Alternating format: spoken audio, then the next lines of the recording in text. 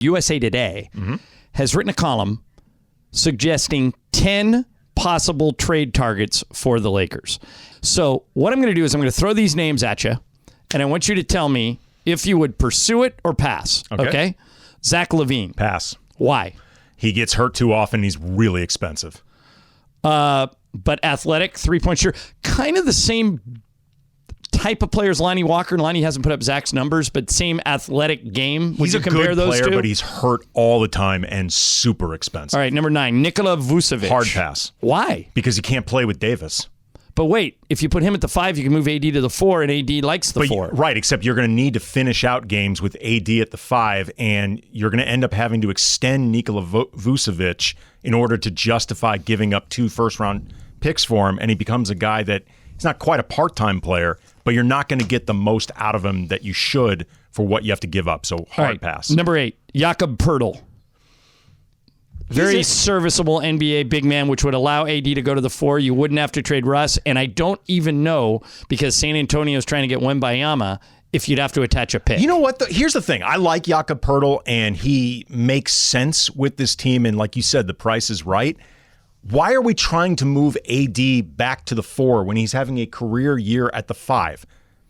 Well, Jovan Buha, who writes for The Athletic, says the Lakers, if Jovan were here with us, he would say, and he's written 2 columns on this, in his opinion, he's like me, watches every game, the Lakers are too small. They're starting 3 guards. All right, they start right now, they start Patrick Beverley, Dennis Schroeder, and Lonnie Walker. Those are 3 guards, along with AD and LeBron.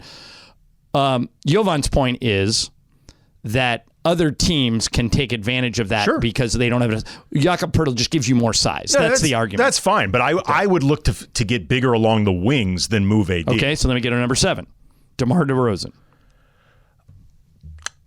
I'd be interested. There's some redundancy in terms of the issues that you have right now with Russ, but he's a more efficient scorer than Russ. He's a good player. I like DeMar. Yeah, I love DeMar. Great mid-range game. Can get you really good at getting you a basket when you need it. Here's underrated playmaker, too. Wait, here's something else, Andy.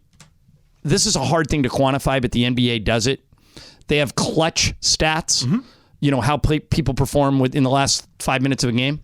The Lakers are dead last, 30th in clutch I'm stats. surprised they're that high. And their percentage in the final 3 minutes is the worst in maybe they're awful. 30 years. They're awful. DeRozan addresses that. Sure. He's a really good closer. Okay, number 6, Miles Turner. Yeah, I'd be interested in that. Probably have to give the pick, but I think he's better than Poeltl. Okay, here's the difference between Poeltl, definitely, but Vucevic.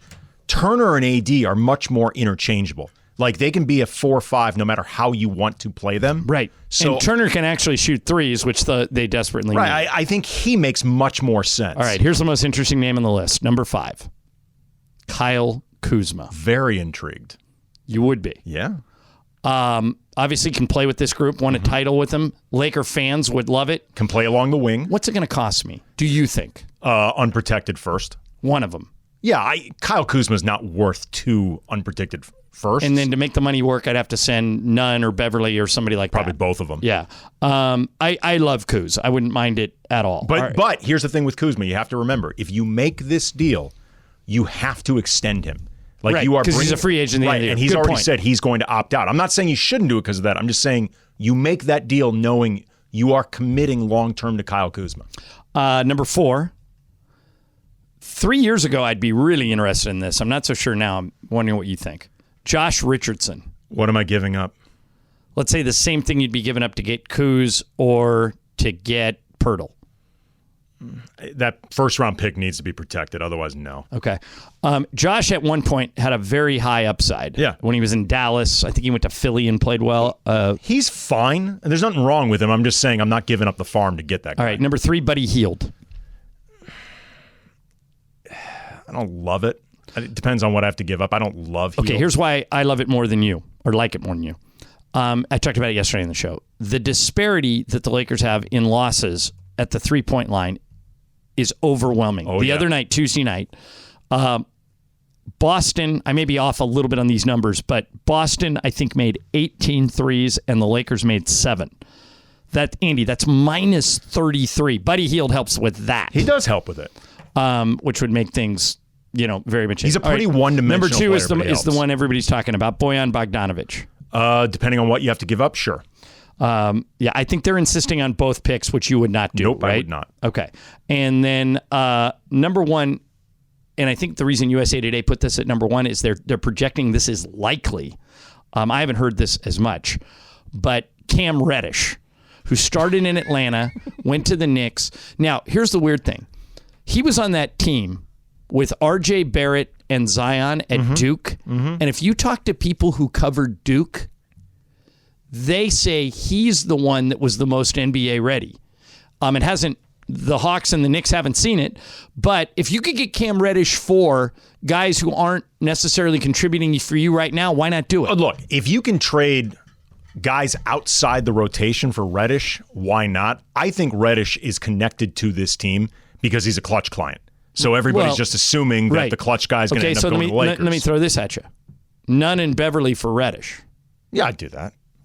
I mean, why not? Right. Beverly should be playing less. None isn't playing at all. There you go. And Reddish is the youngest of the 3, I believe. So why not? But I don't know if he moves the needle. That's much more of a why not move.